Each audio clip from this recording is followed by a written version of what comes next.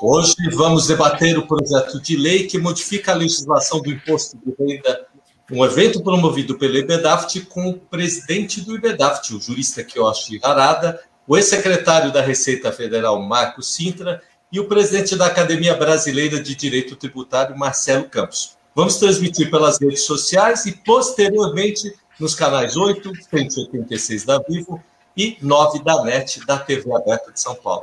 Queria já passar a palavra para o debate ao presidente do IBEDAFT, o jurista Kiyoshi Harada. Boa tarde a todos.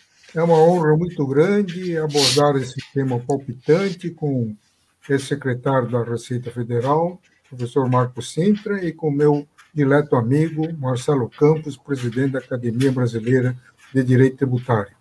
O tema de hoje é a reforma do IR, que esse governo conseguiu despertar pela primeira vez uma unanimidade em termos de condenação desse projeto diabólico.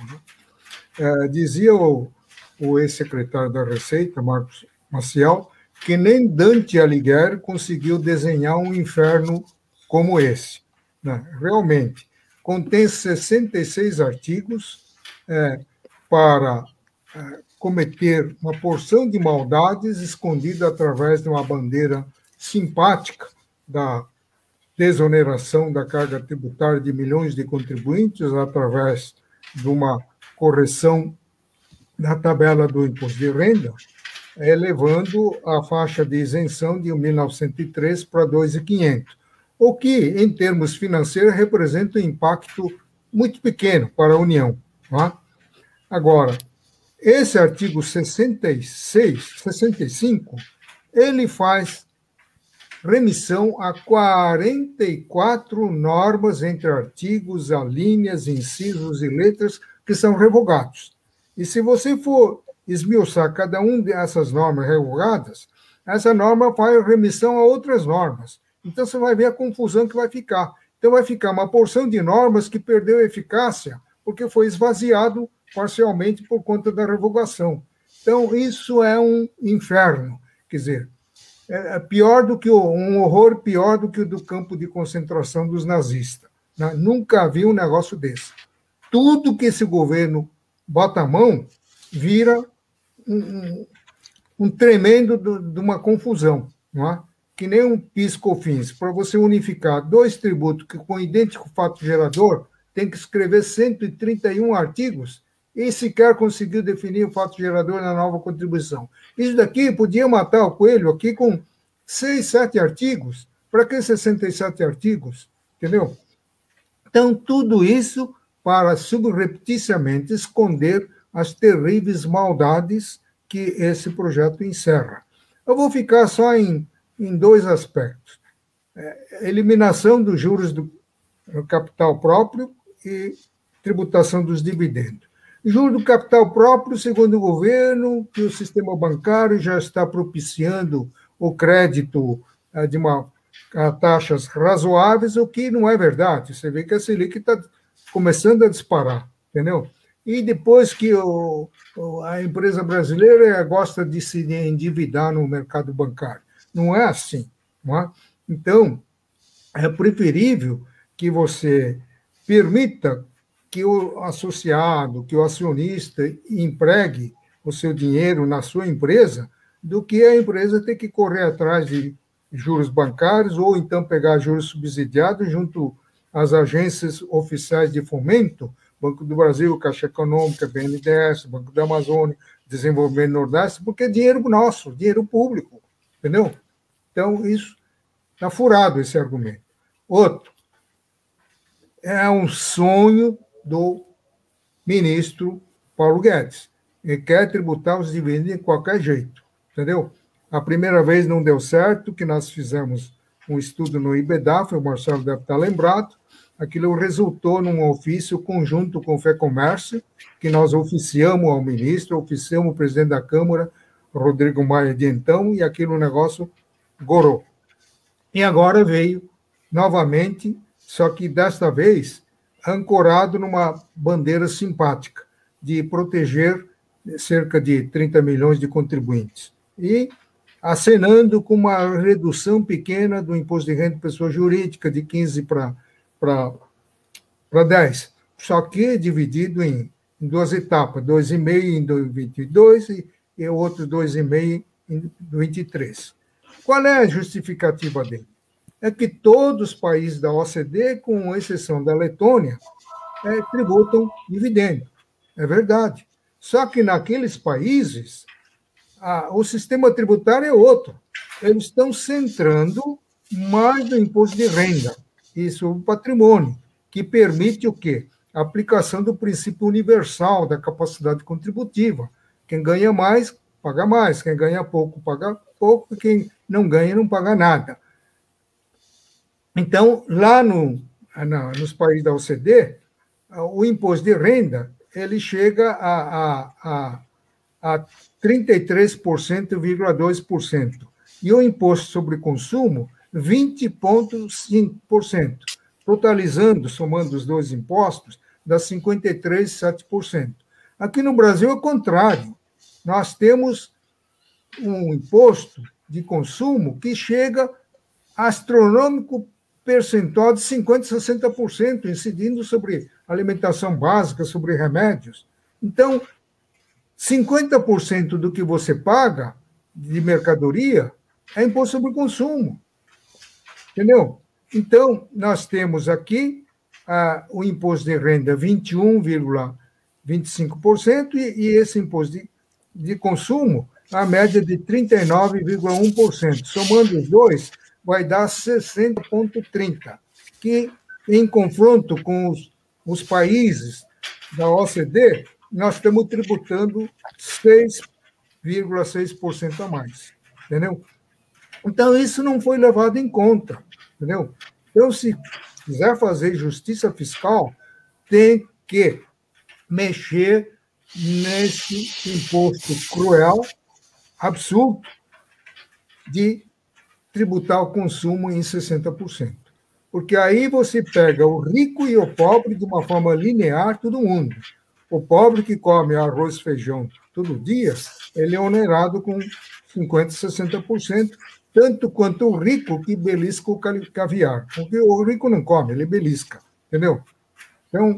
Então esse é um imposto cruel, perverso, regressivo, né, que precisa ser revisto. Então, se o Brasil não quer mexer no imposto sobre o consumo, então não cabe falar em justiça fiscal, que não tem nada de justiça fiscal. Ele quer mesmo morder, aumentar a arrecadação, levar para a estratosfera. Em 2024 vamos chegar a 58 bilhões e meio por conta desse projeto, entendeu? Então, essas são duas das grandes maldades que o projeto embute. Né? Então, vou deixar agora a palavra para os demais.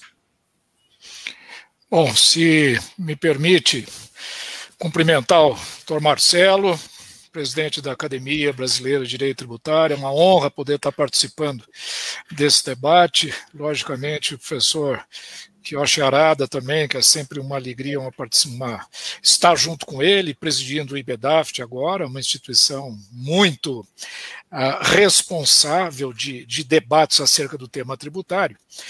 E eu gostaria de fazer, a título de início de conversa aqui, algumas observações. Não é? A primeira delas é que a minha interpretação é que esse era um projeto que se iniciou de maneira muito singela, mas que acabou assumindo uma proporção absurdamente complexa. Eu considero o projeto foi praticamente dominado pela burocracia pública, que acabou fazendo uma faxina de todo o imposto de renda, pessoa física, jurídica principalmente, e inclusive incluindo aí alguns itens que historicamente fazem parte de uma lista de desejos da Receita Federal, que há algum tempo já vem sendo tentado, mas que não tem tido sucesso na Câmara dos Deputados em vários projetos ao longo de muito tempo. Então, a minha primeira interpretação é isso. O projeto era muito simples originalmente, era só cumprir uma promessa de campanha do presidente, Jair Bolsonaro, que prometeu que faria um reajuste da tabela progressiva do imposto de renda. Aliás, uma reivindicação justa. Ela está congelada há muito tempo, isso implica um aumento de carga tributária assim, secular, né, invisível, né, a inflação faz com que, do ponto de vista de arrecadação, haja um aumento da tributação, portanto é correto fazer essa correção. Acoplado a isso, vem um desejo do ministro de tributar dividendos. E aí eu acho que o professor Arada tem toda a razão.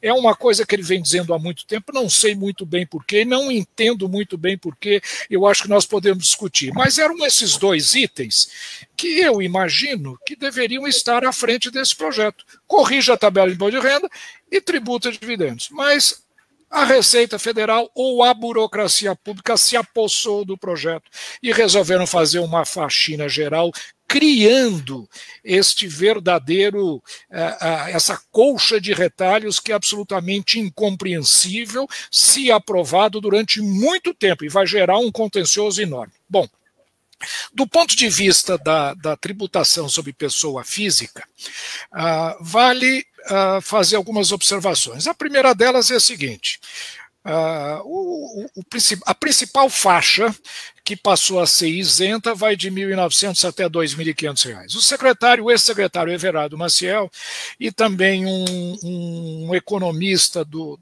Sescom, Seghetti, andaram fazendo alguns cálculos sobre o que de fato isso significa em termos de economia tributária para esses 5 milhões de indivíduos, ou quase 6 milhões, que estão nessa faixa de R$ 1.900 a R$ 2.500. E por incrível que pareça, eles vão deixar de pagar, com as regras estabelecidas, a fantástica soma de R$ 7 por mês. Cada uma dessas famílias. Então, veja, se isto é fazer uma política redistributiva de renda, é no mínimo suspeito. O pior não é isso. O ganho é inexpressivo. O ganho é inexpressivo. O Arada até falou bem, o custo não é muito alto, não. O custo dessa correção da tabela e todo o impacto cascata ao longo da tabela inteira é 13 ou 14 bilhões de reais. É menos de 1% da arrecadação do governo federal, portanto não precisavam fazer toda essa bagunça, essa confusão, mexendo inclusive no imposto de renda pessoa jurídica para financiar isso. Não precisava, mas fizeram. Ganhos inexpressivos. Logicamente vai dar um discurso político, não é isso?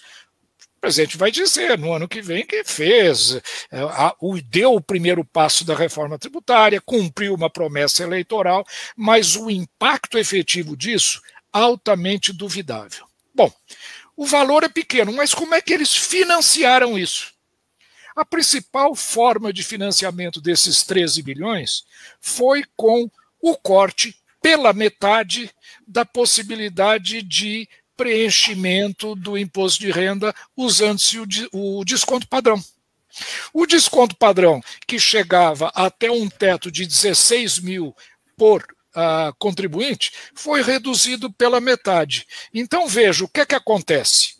Quem é que se beneficiava desse desconto padrão? As faixas de renda mais baixa. As faixas de renda mais baixa. Na medida em que uma parcela delas ficou isenta, a próxima faixa de renda é a que vai sofrer o maior ônus tributário na medida em que passa a não deter mais a possibilidade do desconto padrão. Então nós estamos fazendo o quê? É o que o presidente disse que não faria desde o começo, que é fazer o pobre transferir para o miserável. E é o que está acontecendo. É a faixa de R$ 2.500 até R$ 4.000 que está sendo fortemente penalizada para deixar de tributar a fantástica quantia de R$ 7 por família na faixa de 1.900 até 2.500. Então, veja, até o impacto desse projeto é altamente duvidoso.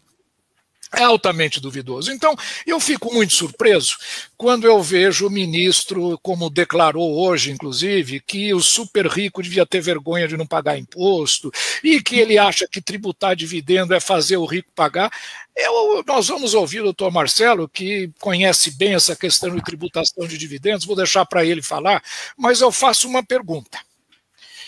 Por exemplo, uma empresa como o Itaú, ela só distribui dividendo para a família Setúbal? Não. A família Setúbal pode ser que represente até uma parcela significativa do lucro distribuído, mas ela distribui para centenas de milhares de acionistas, pequenos, médios, classe média. O governo fez há pouco tempo atrás uma campanha para a população transformar o seu FGTS em ação da Petrobras.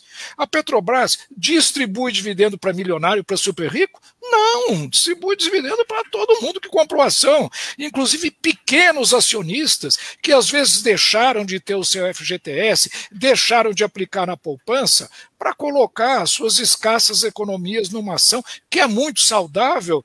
Então veja, se está tributando o super rico quando se impede qualquer empresa a distribuir mais do que R$20 mil sem uma tributação de 20%, completamente desfocada esta política, errada, equivocada. Então é uma coisa que me surpreende muito. Eu estou completamente assim abismado com a incompetência desse projeto, sobretudo com a irresponsabilidade. É um projeto inoportuno, no momento em que nós estamos saindo de uma pandemia, jogar a sociedade brasileira nesta verdadeira guerra, prejudicando empresas, prejudicando empresas multinacionais, inclusive toda a sua estrutura societária, me parece uma irresponsabilidade. E para finalizar, eu só diria o seguinte: se há um imposto no Brasil que não precisaria passar por grandes reformas, porque ele é razoavelmente eficiente, é razoavelmente simples, é o imposto de renda. Quem acha que o imposto de renda brasileiro é complicado, vai olhar o americano, vai olhar o francês ou vai olhar o inglês.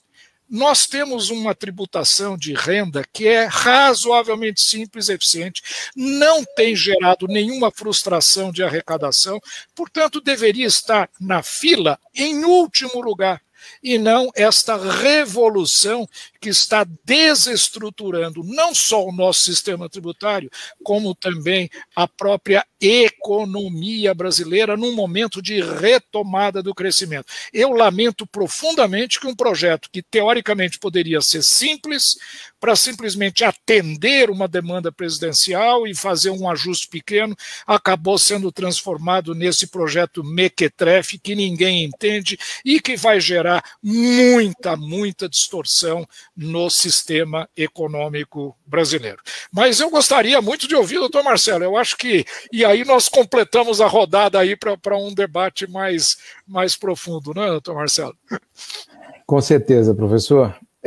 Bom, prazer inenarrável de minha parte participar dessa live com vocês dois, né, que são pessoas que eu respeito muito, conheço há muito tempo e acompanho o trabalho de vocês com muito entusiasmo sempre.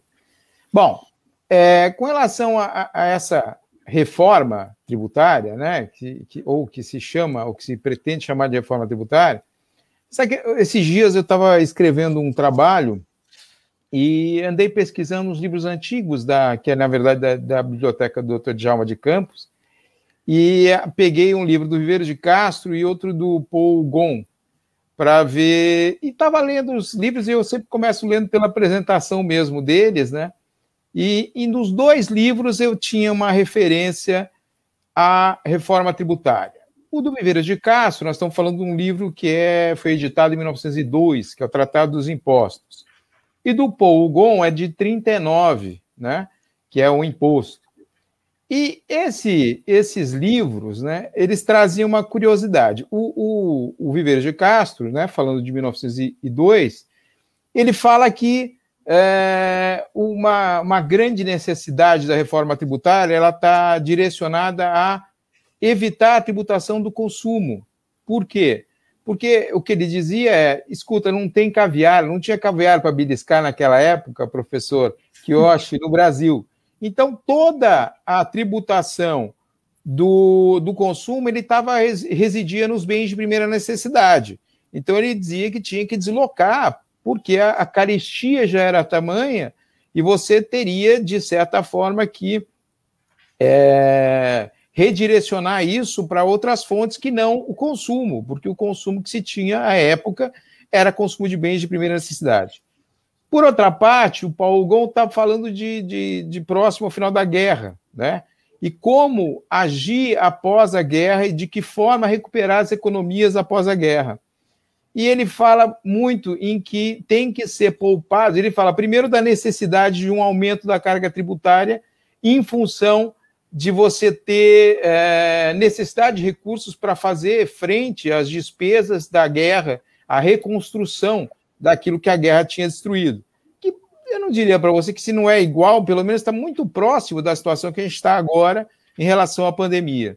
E o Paul Gon falava, olha, há uma coisa que você tem que poupar de todo jeito, não pode sobrecarregar o consumo, mas como ninguém tem dinheiro para consumir, a preocupação maior dele era você ter uma tributação das fontes de recursos, né, das empresas, ou seja, não poderia ser alvo de tributação porque eles já teriam dificuldade em produzir, né? E você tendo a dificuldade de produzir, como é que você vai ainda piorar isso aumentando a carga tributária?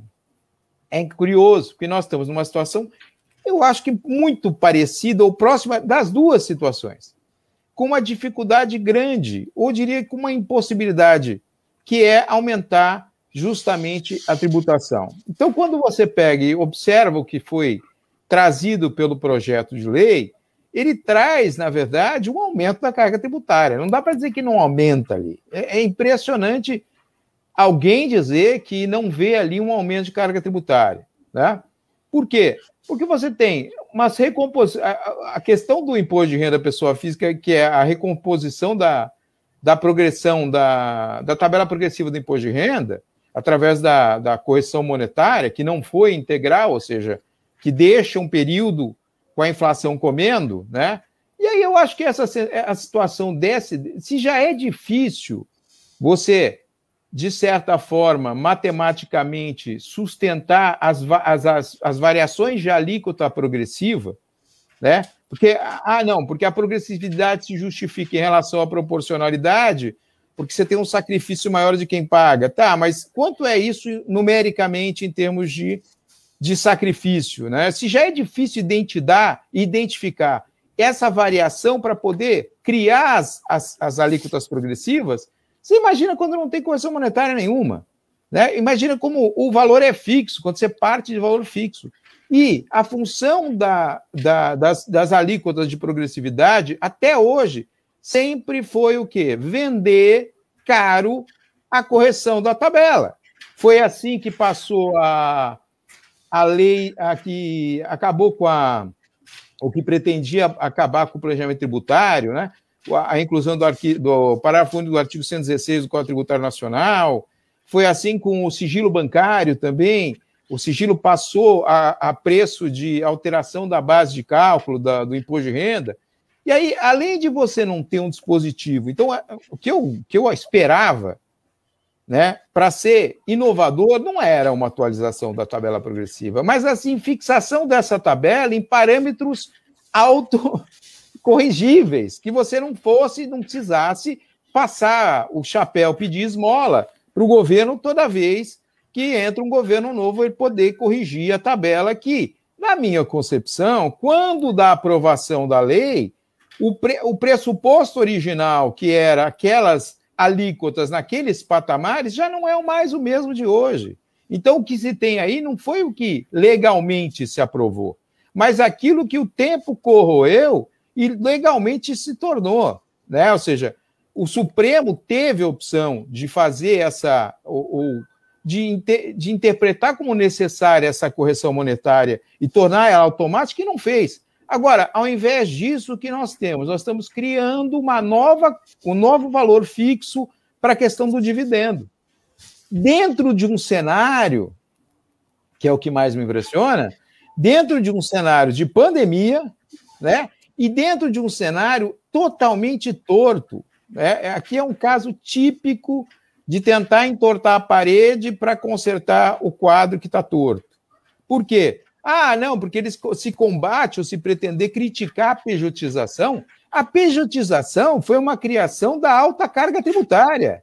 Ou seja, todo mundo se submeteu à pejotização e se submeteu mesmo nas relações com as empresas justamente para pagar menos imposto. Porque o imposto, ou seja, a carga tributária alta leva à pejotização. Então agora não, vamos punir a pejotização. Não, como punir?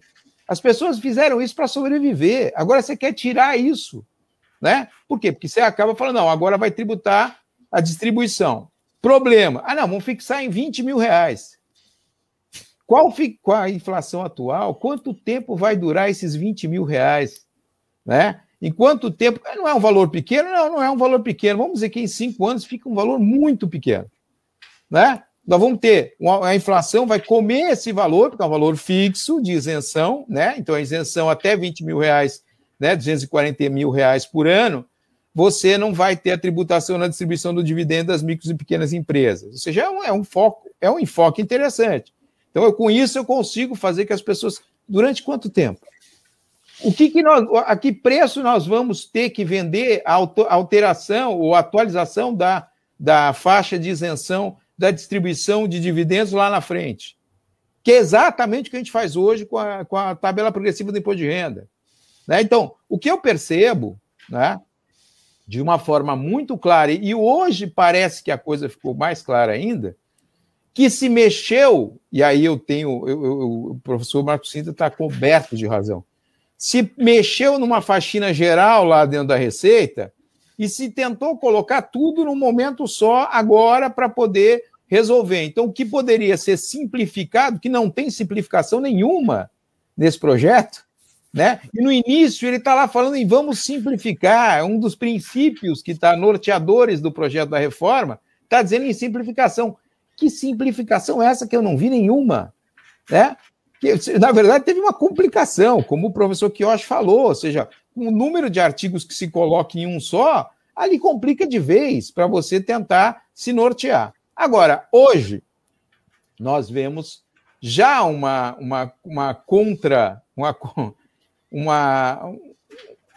tentativa de minorar aí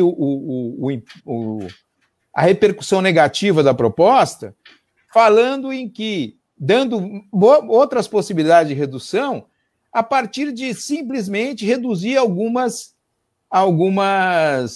regalias, né? E aí, a que mais me impressionou, sinceramente, e aí me impressionou negativamente por total falta de conhecimento, pelo menos do que se trata, que é tratar de novo da questão de uma redução, ou de acabar com, ou de restringir os benefícios da Zona Franca de Manaus, né?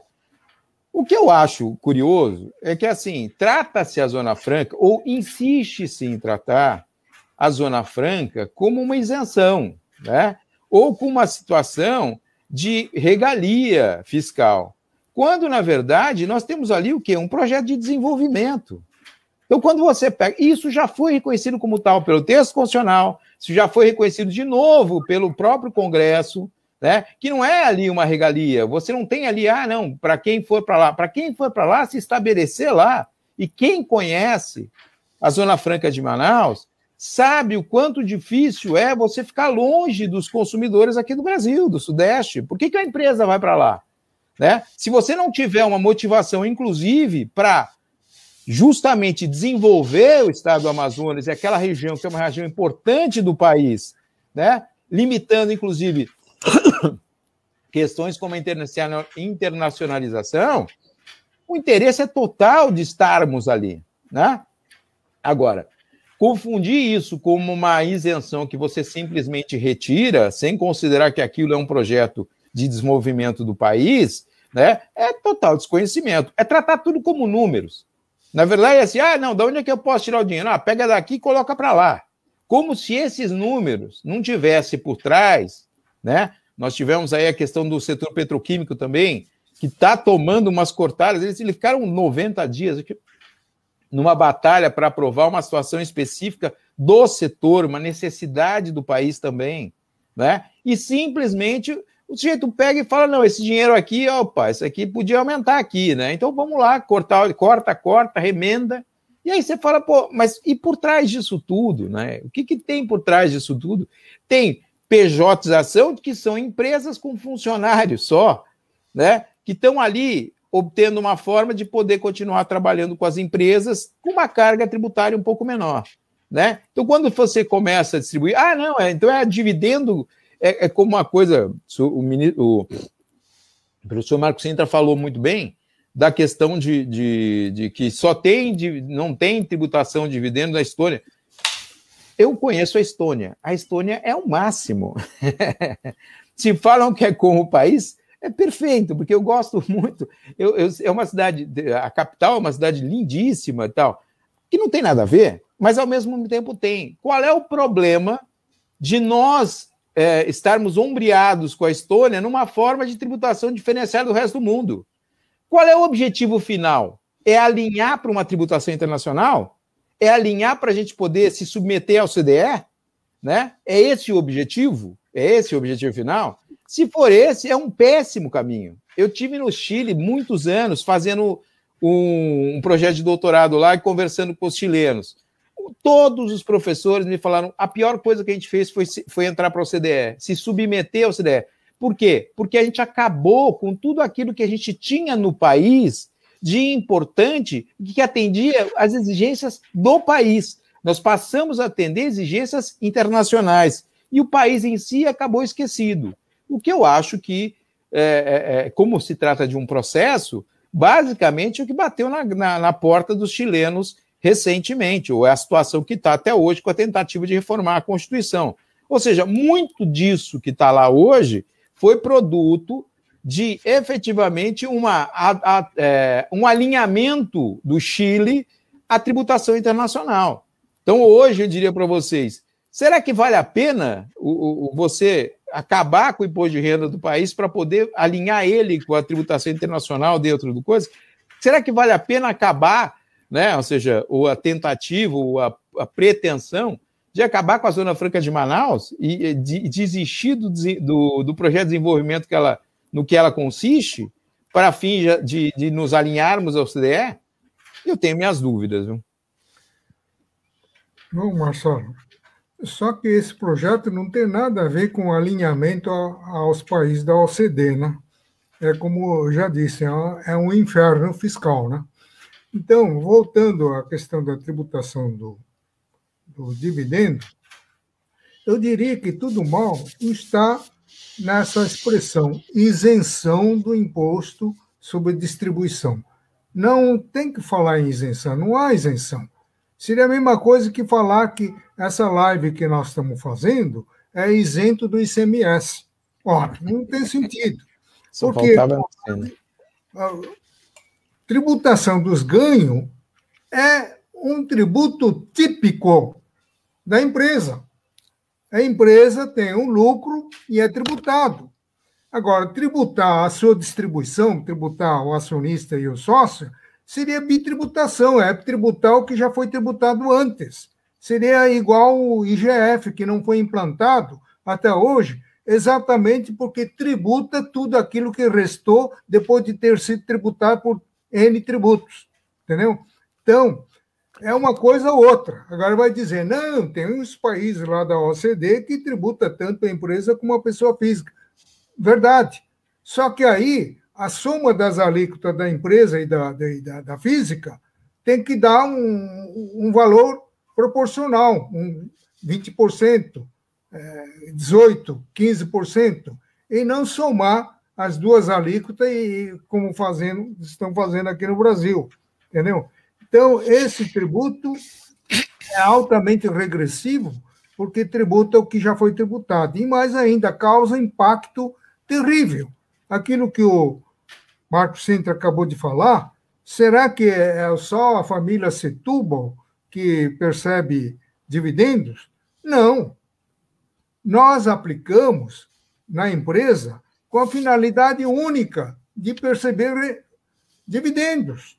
Esse é o móvel da aplicação que leva à expansão da Bolsa de Valores, que leva à capitalização das empresas.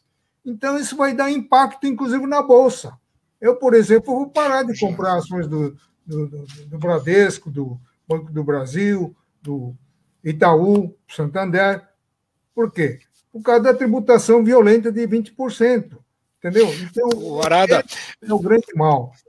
Deixa eu fazer uma observação com relação à tributação de dividendos, que eu acho que é um dos grandes pontos. Há outros pontos muito polêmicos, mas esse, sem dúvida alguma, é um dos mais importantes. Em primeiro lugar, o imposto de renda corporativo, ele pode ser tributado o lucro só na geração do lucro, ou na geração e na distribuição, ou só na distribuição. O que interessa, como você mesmo disse, é a alíquota total sobre o lucro e como ele é utilizado. Agora, nós demos no Brasil um passo, se foi junto com a Estônia, maravilha, e eu me irrita muito quando essa coisa começam a dizer porque outros países fazem isso e aquilo. Quer dizer, esse mimetismo cultural, esse complexo que nós temos que sempre imitar os outros, é uma coisa profundamente irritante. Por quê?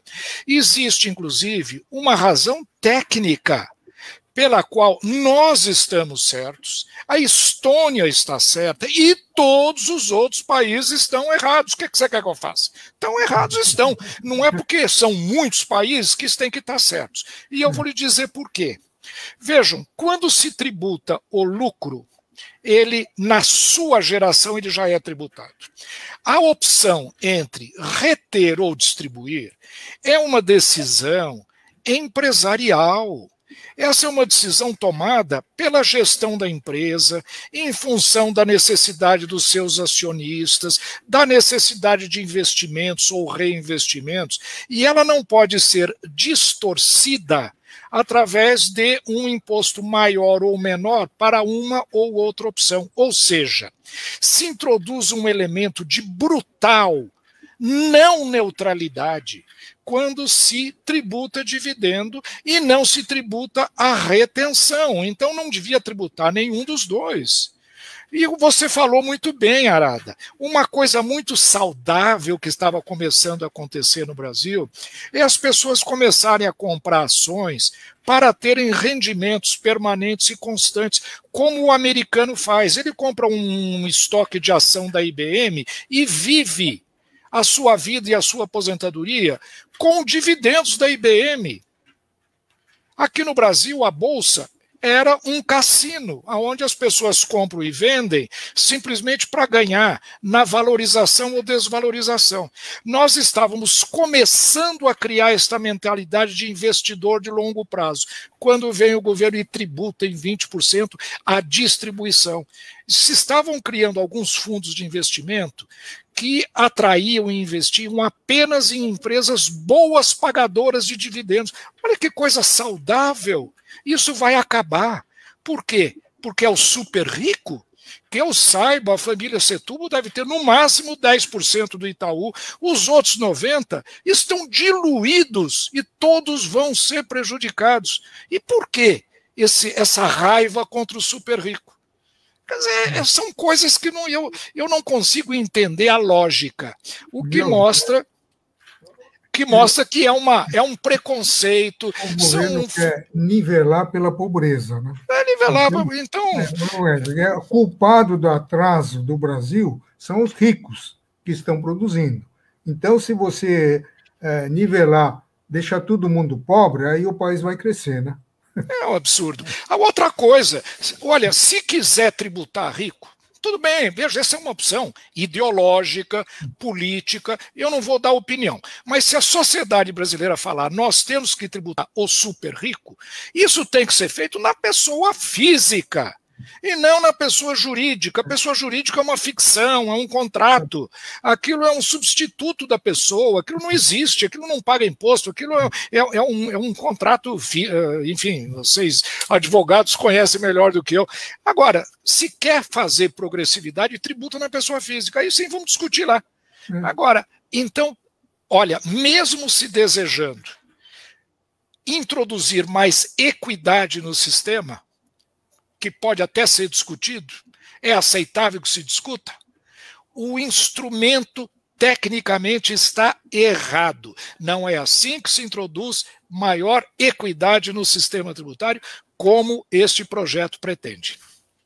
Eu acho que, doutores, eu não sei quanto a vocês, mas a sensação que dá, né, é que, assim, eu tenho para mim, e depois de analisar muito essas questões, envolvendo a questão histórica mesmo, né, e os efeitos dessa tributação com o passar do tempo, ou das necessidades da sociedade em função das guerras e tudo mais, é que justamente numa situação que nós estamos vivendo, é uma situação que você não pode nunca, né, pensar em aumento, a despeito da necessidade de aumento da receita para o Estado poder continuar investindo, assim, tributar as pessoas da forma como se pretende é levar, ao meu entender, a necessidade do quê? De você rever a forma como os custos administrativos estão sendo gastos. Ou seja, não é possível, na minha compreensão, se você precisa, de alguma forma, reequacionar os valores, as despesas, porque você não tem condição, no presente momento, de aumentar a carga tributária, porque não vai ter mesmo, porque não vai ter de onde tirar, eu acho que o momento é o quê? É reforma administrativa, remodela o Estado num preço que dê para pagar. Porque aqui em casa é assim que a gente faz. Aqui em casa, quando não tem dinheiro para fazer as viagens, o que a gente faz? A gente reduz os gastos e vive de acordo com o que tem. Então, me parece absurdo você tentar, nesse momento e nessa situação, que já está se perdurando há algum tempo, não foi só da pandemia, mas a recessão econômica, ela vem, de alguma forma, já impondo que você tenha uma redução dos gastos públicos. E não falar em reforma administrativa agora, né? Para falar, não, temos que primeiro acertar o tributário. Tributário para quê? Para pagar aquilo que a gente não tem condição de pagar, que é um Estado caro, que é um Estado da forma como ele está colocado. Eu acho que necessariamente passa pela possibilidade de readequação do próprio Estado para depois ver o quanto se pode, com o que se está arrecadando, cumprir essas despesas. Então, daquilo que eu observei em termos de necessidade para o país, eu acho que muito menos aumentar a carga tributária e muito mais readequar o próprio Estado. O que vocês acham? Verdade.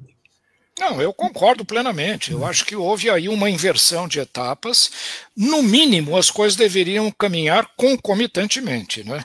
Porque o sistema tributário, ele é como uma tesoura, ele tem duas facas, ele tem o lado da receita e tem o lado do gasto. Nós precisamos analisar esses dois lados. Não é à toa que a gente tem tido um aumento de carga tributária geral, que chega hoje próximo a 35% do PIB, que é uma carga tributária abusiva para um país do nível de renda per capita do Brasil. Nenhum país emergente tem uma carga tributária tão alta. E nós só falamos em aumentar.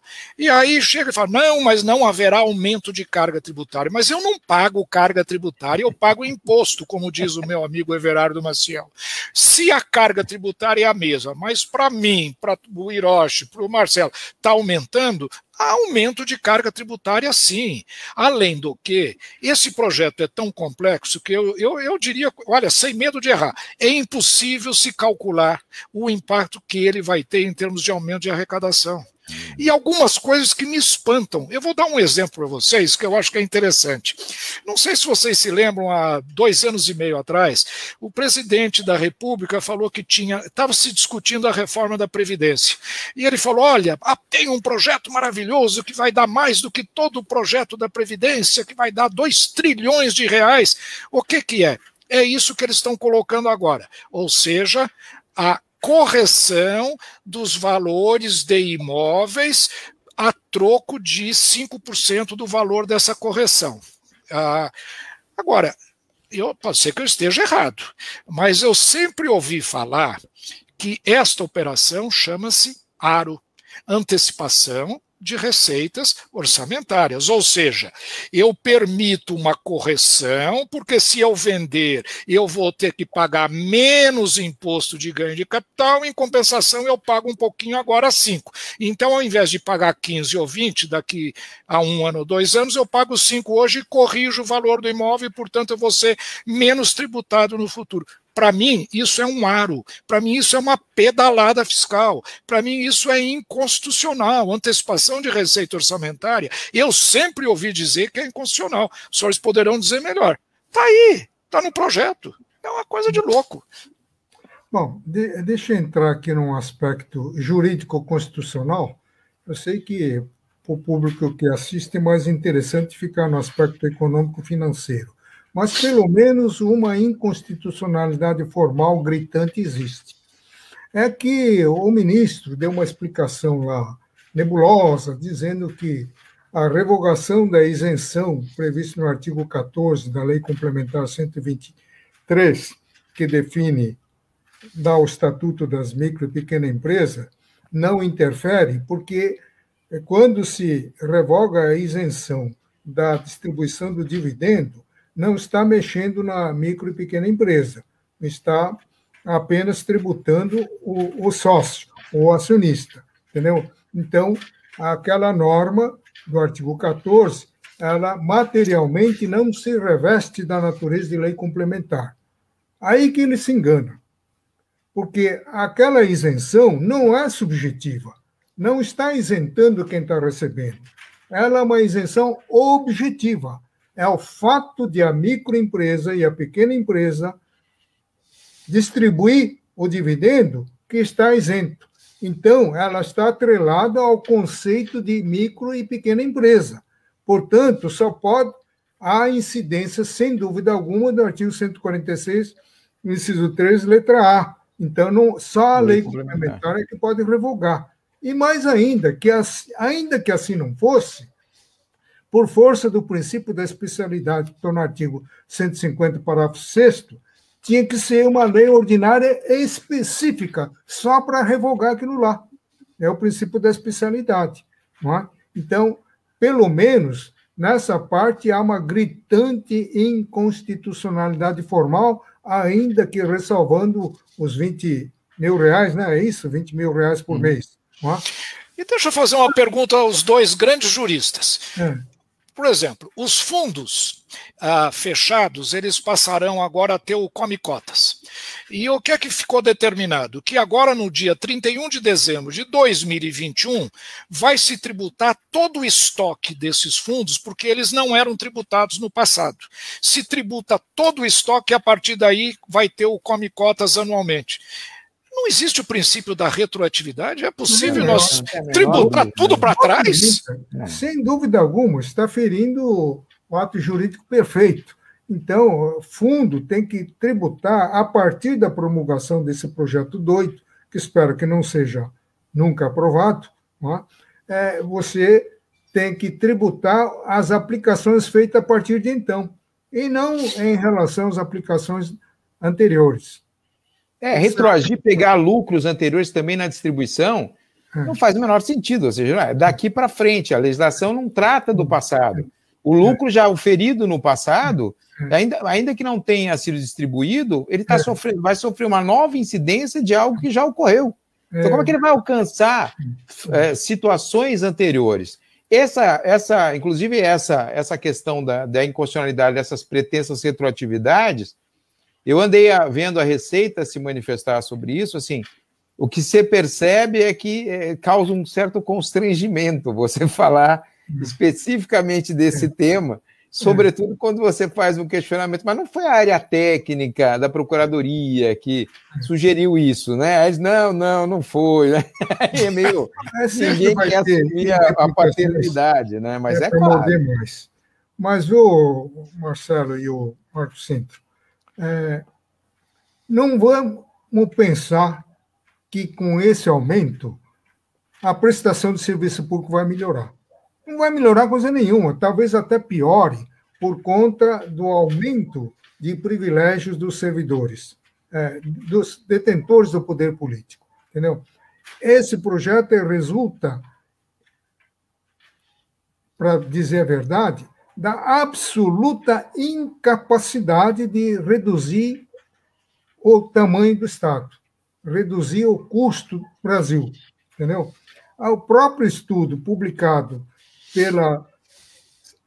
pelo Ministério da Economia, que foi feito em parceria com outro instituto de pesquisas, como é que é? Pesquisa de custos do Brasil, chegaram à conclusão de que a burocracia está consumindo 22% do PIB brasileiro. Vale dizer, 1 trilhão e 500 bilhões por conta da burocracia. Evidentemente, a burocracia total, não apenas a tributária. Mas esse projeto ajuda a engordar esse percentual de 22%. Entendeu? Então, em vez de você procurar equilíbrio das contas públicas por meio de combate à corrupção, tapar os ralos por onde está sumindo dinheiro, acabar com os privilégios dos detentores de poder político, ele só quer equilibrar pelo lado da arrecadação. Isso não vai dar certo. Cada vez que aprova um projeto prevendo uma arrecadação de X, de antemão, eles já criaram um monte de despesas X mais Y, entendeu? Então, o buraco não vai acabar nunca. Já se fala, Kiyoshi, já se fala da necessidade de um novo refis. Né? O que acontece é o seguinte, as empresas estão sem dinheiro, elas têm que pagar parcelamentos antigos e elas não estão com condição de pagar o do mês e o do parcelamento antigo, o empresário não tem dinheiro para isso. Ou seja, em vez de propor uma solução, como aquela que a gente já discutiu algumas vezes, das compensações de forma aberta, né, compensando estados, dívidas de estados com municípios, com a União, ou seja, a possibilidade de transferência de créditos entre os entes tributantes para você poder, de alguma forma, passar limpo essa história, porque enquanto esses passivos estiverem aí, o empresário não tem a menor tranquilidade. Todo mês ele tem que pagar o parcelamento, que ele não tem dinheiro para pagar o do mês, quanto mais do parcelamento. Que simplesmente nós tivemos períodos longos, e alguns até hoje têm esse período de quê? De cessação da atividade econômica. Ué, como é que você pode pagar alguma coisa com a cessação da atividade econômica? O nosso Congresso não trabalha com lógica, com bom senso, trabalha com a cartilha. É proibido, absolutamente proibido dar certo. Quando o Marco Centro estava falando, a economia está dando sinais de recuperação. Em vez de cimentar o caminho para a pós-pandemia, com o perigo de a coisa dar certo, eles plantaram esse projeto para atrapalhar tudo, entendeu? É que nem o negócio da vacina. Quando a coisa está andando, alguém faz um discurso contra a China, aí eles brecam a exportação da matéria-prima e para tudo, entendeu? É sempre assim. Não pode dar certo, é proibido. O Kiyoshi, é como dizia o Roberto Campos, né? Não há perigo de dar certo, né, no Brasil. Não tem perigo de dar certo. Mas aqui eu queria discordar de você um pouquinho aí. Eu acho que quem vai brecar esse projeto desastroso vai ser o Congresso. Porque o Congresso, apesar de tudo, tem ali um equilíbrio de força, certa lógica. Se eu for olhar isso, eu acho que lá é que vão brecar esse desatino que é esse projeto. Eu nunca vi um projeto reunir uma unanimidade contra, dessa forma. É impressionante. É a Frente Nacional, Marco Cinto, já formaram a Frente Nacional contra esse projeto. Entendeu? Eu não vejo como esse projeto avançar, não.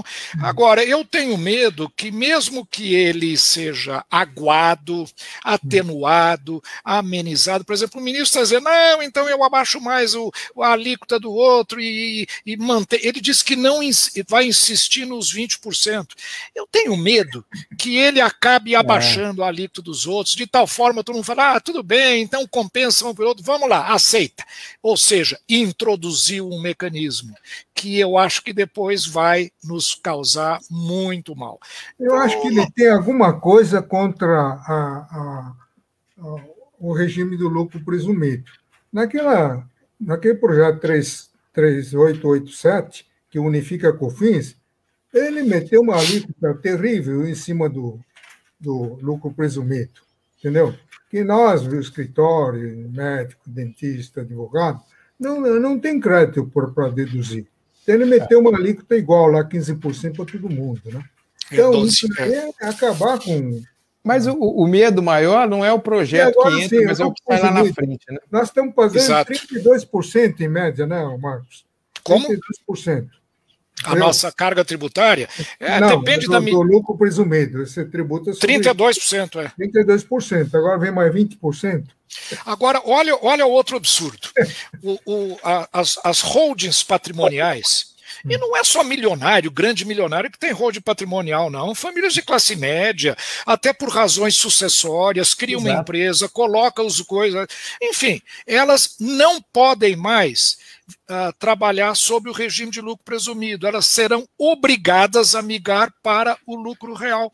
Então, veja, uma família de classe média. São pouquíssimas empresas no Brasil que têm lucro real, são só 120 mil empresas e mais de 7 milhões, ou estão no lucro presumido, ou estão no simples, ou no meio. Agora, de repente, jogam essas famílias, algumas delas nada ricas, dentro de um regime de lucro real, que é uma coisa de extrema complexidade. Olha, é uma coisa de uma insensatez, é quase que uma maldade, é um requinte sádico que está passando aí nesse projeto, viu? Não estou entendendo direito. Mas a minha preocupação realmente é que, nesse caminho, como o professor Quioche falou, é que vai se fazendo as adaptações, né? Na verdade, esse namoro para aprovação do projeto ao final, e as emendas que nós teremos no caminho acabem a desvirtuar ainda mais isso. Provavelmente. Né? E é curioso, né? A sensação que eu tenho... 3 minutos, vamos devolver a palavra para o Walter. 3 minutos para encerrar, né? Ah, ok. Você está mudo, Walter. O debate estava tão bom que a gente não quer interromper, né? Mas eu queria aproveitar os 3 minutos, que nem o que eu acharada, para fazer as considerações de vocês, né? Porque esclareceu bastante o povo, né? Está meio confuso tudo isso. E aí, começando aí pelo professor Quioche, né? Vou começar pelo Marcelo e aí deixo os dois encerrarem o final. Eu acho assim, Walter, o que ficou claro é que aquilo que se tem de moeda de troca e que se coloca como sendo moeda de troca, na verdade não é moeda de troca. Você corrigir a tabela do imposto de renda é uma obrigação, né? Ou seja, você está me devolvendo uma coisa que é minha, como se eu devolvesse um livro para você e falasse, olha, agora você vai me dar um dinheiro, porque eu estou te devolvendo um livro que eu roubei de você. Eu vou falar, você está louco? O livro era meu, ou seja, você não está me devolvendo nada. Essa consciência tem que ficar clara. E a outra, fixar... Então, assim, quer me parecer que você tem que amarrar isso em algum canto. E eu acho que talvez o PIB fosse uma manifestação de riqueza digna de ser amarrada à tabela progressiva do IR e, eventualmente, se você quiser colocar o que eu acho um absurdo, mas você não pode dar mais reféns para o governo. Né? Quando você pega e tem esse valor de 20 mil de limite de dedução, você está falando o quê? A próximo aumento, a correção monetária desse valor vai custar tanto para os contribuintes. Vai ter que entregar parte do direito para isso. Então, assim, falar que que daria para fazer a redução da tributação, tirando coisas como Zona Franca de Manaus, não faz o menor sentido. Simplesmente porque não é possível você tirar a Zona Franca de Manaus e fazer as reduções, porque é uma questão constitucional, inclusive. E é isso, assim, eu vi essas reformas, elas têm problemas, principalmente essa reforma que foi colocada, ela tem um problema muito grave, assim, porque o resultado final é muito perigoso também. O que sai lá na frente, se eventualmente chegar a uma frente para poder aprovar isso, que espero que não aconteça, é muito complicado o resultado final lá na frente que vai trazer aí, porque se já é a sensação que dá é que tem muita coisa chutada nessa história. Lá na frente, se você, depois de tudo que for emendado no meio do Congresso, aí que a gente não vai saber nada, que vai sobrar lá na frente mesmo. Né? Professor Marco Sintra. Bom, eu acho que o Marcelo encerrou muito bem. Um projeto perigoso. É um projeto desconhecido, é um projeto que surgiu de repente, não foi discutido com a sociedade, poderá ter impactos inesperados muito fortes. É um projeto que ilude com relação aos resultados que advirão dele, principalmente do ponto de vista político, que é de fazer maior equidade tributária, e usa instrumentos tecnicamente equivocados. Portanto, eu diria é um projeto que merece ser não aprovado. Outro dia me perguntaram, é melhor deixar como está? Não tem dúvida nenhuma, é melhor deixar como está do que aprovar um projeto como esse. Ainda que o sistema tributário precise tanto de uma reforma, mas uma reforma ampla, não fazer esses puxadinhos, essas coisas pontuais que só introduzem mais distorções no sistema. Professor Kiyoshi Harada. Bom, esse bate-papo foi muito bom. Tenho certeza que somamos esforços com as demais forças vivas da nação contra esse projeto e daremos a divulgação desse vídeo pela rede social. O Marcelo, se você quiser escrever um artigo individual a respeito desse projeto, também daremos a divulgação. Eu e Marco Cinto já escrevemos um artigo que vamos tentar publicar no Estadão e na Folha e nos vários sites. Um artigo meu específico foi publicado no Consultor Jurídico de hoje, e já existem alguns internautas pedindo o link, que eles querem repassar para alguns deputados federais que estariam interessados em tomar conhecimento de tudo que se escreve a respeito desse projeto. Então, foi uma satisfação muito grande e até o próximo encontro. Muito obrigado. Quero agradecer os debatedores, dizendo que esse evento, né, esse debate é promovido pelo IBEDAFT e vai ter a transmissão pela TV aberta de São Paulo na próxima semana. Dr. Kiyoshi, Dr. Marcelo, Marco Cintra, muito obrigado, e a gente vai encerrar aqui e desejando que a próxima vez a gente possa fazer um novo debate. Obrigado a todos.